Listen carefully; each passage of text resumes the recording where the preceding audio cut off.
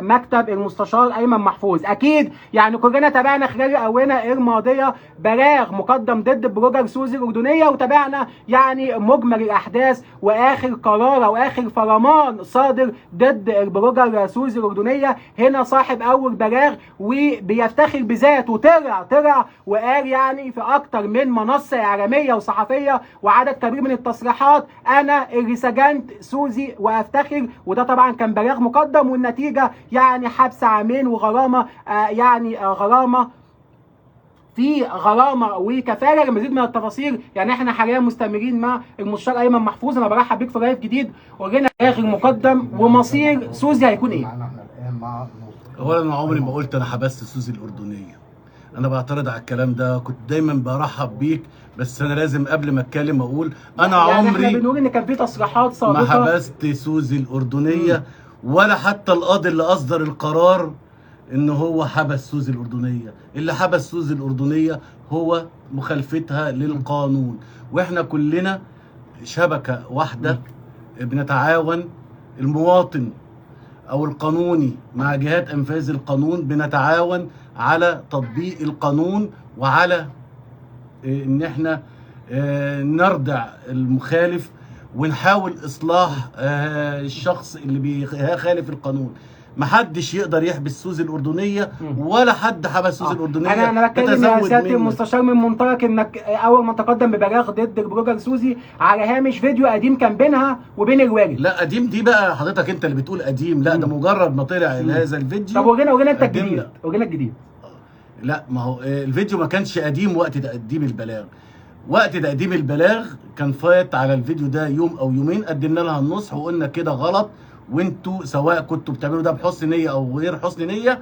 طلعوا على اللايفات وعلى اصحابهم في الكومنتات وقالوا احنا ما بنعملش حاجه غلط، وابوها طلع في فيديو حتى بعد تقديم البلاغ وقال محدش يعرف يعمل معانا حاجه، احنا دي بنتي وانا حر فيها. يعني بنتك تعريها قدامنا، سواء كانت المصابه العاهه الخاصه ديت اللي هي لمزوج الهمم وتعريها تعري عورتها المرضيه وتعري بنتك اللي اسمها سوزي وتقول الفاظ قبيحه والفاظ يعاقب عليها القانون، وتهين نفسك وتهين كل اب وتخلي كل ابن يقول الكلمه القبيحه او الكلمات القبيحه اللي قالتها سوزي ديت. لا ده اسمه متاجره بالعرض. طيب. متاجره بالشرف. خلينا برضو متفقين يا سياده المستشار ان الكلمات القبيحه دي انتشرت على المدى الواسع في اكتر من على الصعيد الدرامي والصعيد السينمائي. يعني شفنا في المسلسلات رمضانيه كتير جمله الشارع اللي وراه، ودي يعتبر يعني مش جمله قبيحه بالمعنى. لا كلمه احنا قبيحة. ممكن نقولها، ما احنا بنقول عادي. ما احب اقولها لك، تحب اقولها لك؟ ايه؟ تحب اقولها لك؟ هو المصطلح ده، قول للاستاذ او نقول للاستاذ او نقول للاستاذ دوت، ولا اقول للاستاذه اللي بتصور هناك دي اقول له المصطلح بالتفصيل. حد موافق اقول له الشارع اللي وراه؟ ما ينفعش. يعني انا لو قلت لك هتقول لي الكلمه ديت ما ينفعش. وقالوا في اعمال كتيره جدا. سؤال بقى لحضرتك هنا بشكل مباشر. في بعض المسلسلات او يعني الدراما عرضت الشارع اللي وراه، ليه حضرتك ما رفعتش عليهم ورفعت على سوزي؟ يعني انتوا كلكم بتسالوا نفس السؤال سالتكم، الشارع اللي وراه ده كلمه قبيحه ترضى اقولها لكم؟ كلكم رفضتوا. الشارع اللي وراه بقى لما انتشر على المسلسلات، وهقول لكم على مفاجاه رهيبه جدا، ده بحثا عن الترند، لان الممثلين واقطاب الممثلين وما تقولنيش اسماء محدده لان هم معروفين اللي بيطلعوا على التيك توك بقى يقلدوهم لعيبه الكوره، وكان ده سبب في هزيمه الاهلي عشان انا زملكاوي بس مش هتكلم في الموضوع ده.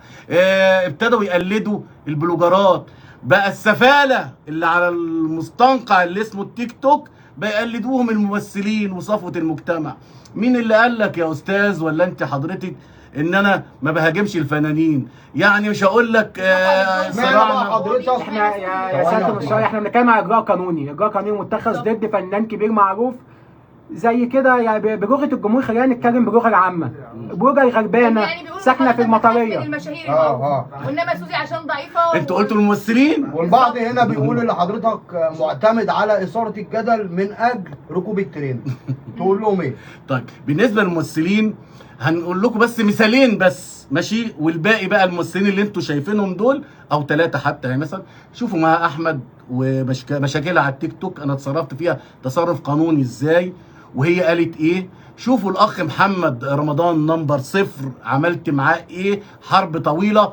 لكن بقى انا هقول لكم هبروز لكم بقى بلاغ انا قدمته بفتخر بيه، كان مع اكبر نجم مصري وفي الوطن العربي كله هو عمرو دياب، وكان شريكه في المخالفه القانونيه كان احد مؤسسات الدوله. قدمنا بلاغ في عمرو دياب وكان بيعمل اعلان لاحد مؤسسات الدوله وهي البريد المصري. لما شفت الاعلان اللي بيعمله عمرو دياب وبيطالع بس عمرو دياب بيغني وطالع بفرحان كده بالفانيلا اللي بيلبسها الحمراء دي، قلت له لا ده اهدار للمال العام. احنا نجيب فنان كبير وما نقولش ايه خدمات البريد اللي بيقدمها اللي الدوله مؤسسات الدوله اللي احنا قلنا ان هي وهاجمناها في هذا الملف، استجابت وخلت اعلان تاني لعمرو دياب في خدمات ثانيه واحده في خدمات البريد. فالدوله لما بنقول ان انت مخالفه او اكبر فنان اسمه عمرو دياب، وديني حكيت لكم الكلام ده ممكن ترجعوا للملف ده كله، وكان دي سقفه كبيره نسقفها لهيئه البريد ان هي عملت المظبوط وما تعالتش زي بعض البلوجرات. البعض هنا مطلع اعتذر، هل اعتذر لي فين؟ هل في نيه للتصالح؟ تصالح ايه يا راجل انت؟ ده سؤال يا جماعه. انا عارف ان انتوا مش موافقين على السؤال وشايف الضحك والابتسامات موجوده عليكم ان تصالح ايه. ده بلاغ انا قدمته راح للسلطات. ثواني يا فندم، ما اقدرش اتنازل عنه ولا حتى جهات انفاذ القانون تتنازل عنه. وهو لما اعتذر لي على احدى القنوات الفضائيه قلت له انت بتعتذر لي وانت غلطت معايا، ده انت غلطت في حق المجتمع. اعتذر عن المجتمع بانك انت تاخد عقوبه، وانك كنت اضمك يا والد سوزي الاردنيه لملف او لائحه الاتهام، لكن النيابه العامه هي حره في قضائها. وعايز اقول لكم فجاه ان ممكن محكمه الاستئناف تضم ابوها للائحه الاتهام، ده امر وارد، لكن ده يرجع في الاخر للسلطه التقديريه اللي للمحكمه. فتنازل ايه وتصالح ايه والكلام طيب يعني بخلاف فكره التنازل حابين يعني نطرح سؤال على حضرتك بصيغه اخرى. هل كان في يعني حاجه من التمادي او التطاول من سوزي الاردنيه رفقه والدها خلال مكالمه شخصيه او تواصل دار بينك وبينهم؟ او كان في تحذير اولا والتحذير يعني كان الرد عليه؟ الرد لما قدمنا لها المساعده الاجتماعيه والدعم النفسي ده قبل الاجراء القانوني. قالوا احنا ما بنعملش حاجه غلط واللي يعرف يعمل معانا حاجه. حتى هي طلعت في اللايف الشهير وقالت انا عايزه اكبر ضابط يقبض عليا. طيب كلمنا كده عن نص. ثواني بقى، وانت بتجاوب السؤال وهجاوب نصه يعني؟ لا ما انا هقول لك بس.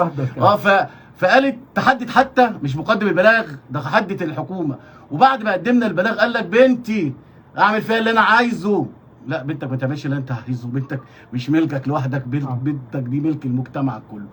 ف تواصلت معاهم على الملأ على القنوات الفضائيه واعتذروا. طب اعتذروا ليه؟ عملوا حاجه بقى صح وبيعتذروا لي، ولا هم الناس دي بتعتذر عن حاجه عملوها غلط؟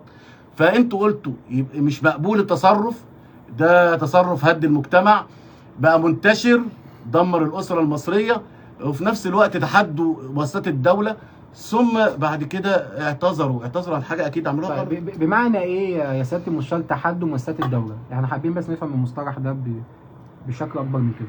تحدوها بمعنى ايه؟ تحدوها بشكل مباشر في احد في الفيديو الشهير لما قالت انها عايزه اتخن ضابط يقبض عليا. بس احد الموردين على السوشيال ميديا دي طفله ترد ايه على الكلام ده؟ في قانون لمحاكمه الطفل. الطفل مش معفي من العقوبه، ومش الطفل يعمل اللي هو عايزه، يعني يقتل ويسرق. الطفل يقتل ويسرق ويبيع مخدرات ويشتغل البنات في الدعاره اللي هم قصر دول، ده كلام يعني عشان هم قصر يعملوا اللي هم عايزينه؟ لا يا فندم. سؤال لحضرتك، احنا بنتكلم يا سياده المستشار ليه الشكوى القضائيه ما تكونش مقتصره على ولي الامر، على الوالد صاحب التربيه، وكمان كان ليه هو الطرف الاخر وصاحب فيديو شهير يعني مع سوزي. احنا طلبنا ضمه، انا لسه قايل ضمه للائحه الاتهام، وده امر ممكن تعمله محكمه الاستئناف كمان. قدمنا بتهم اساءه استعمال الانترنت وخدش الحياء واتحاد على الفسق والفجور والاتجار بالبشر. لا يا فندم، انا بتكلم في البلاغ نفسه. ليه نص البلاغ ما يكونش موجه للوالد مباشره؟ ليه موجه لسوزي رغم انها تحت السن؟ تحت السن ايه يا حبيبي؟ في قانون بيحاكم الطفل وغير الطفل. لو هما الاثنين اتحاكموا بتهمه الاتجار بالبشر، وده امر وارد، ممكن النيابه العامه تعمل قضيه منفصله وتنسخ نسخه من الاوراق على المتاجره بالبنت ذوي الهمم ديت، وكمان يعملوا ايه؟ يقدموهم متهمين بالاتجار ضد البشر.